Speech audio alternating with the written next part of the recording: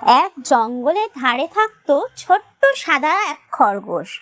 তার নাম ছিল কুটুস। সে খুব শান্ত, ভদ্র আর একটু লাজুক ছিল। প্রতিদিন সকালে সে বাগান থেকে টাটকা গাজর তুলে নিজের ছোট্ট ঘরে নিয়ে আসতো। চাঁদের আলোয় বসে গাজর খেতে খেতে সে আকাশে তারা দেখতো। তার ছোট্ট খড়ের ঘরটা ছিল খুবই সুন্দর। কিন্তু কুটুসের মনে একটু দুঃখ ছিল। তার কোনো বন্ধু ছিল না।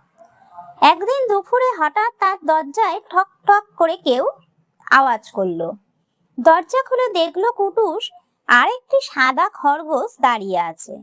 তার হাতে একটা বড় গাজর।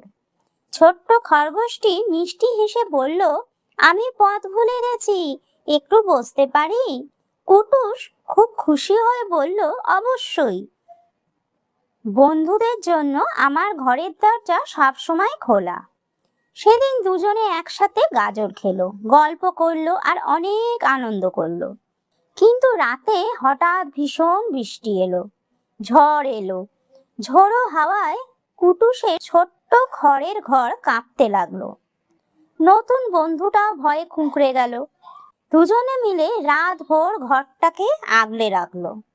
বৃষ্টি শেষ হয়ে যাওয়ার পর সকালে সূর্যের আলো ফুটতেই দেখা গেল তাদের বন্ধুত্ব আরো শক্ত হয়ে গেছে। তারপর থেকে তারা দুজনে মিলে নতুন একটি ছোট্ট বাড়ি বানালো। বাড়ির সামনে গাজরের বাগান, ফুলের গাছ আর অনেক চাঁদের আলো ছিল। তাদের খুব আনন্দ হতো। তারা মজা করে দিন কাটাতে লাগলো।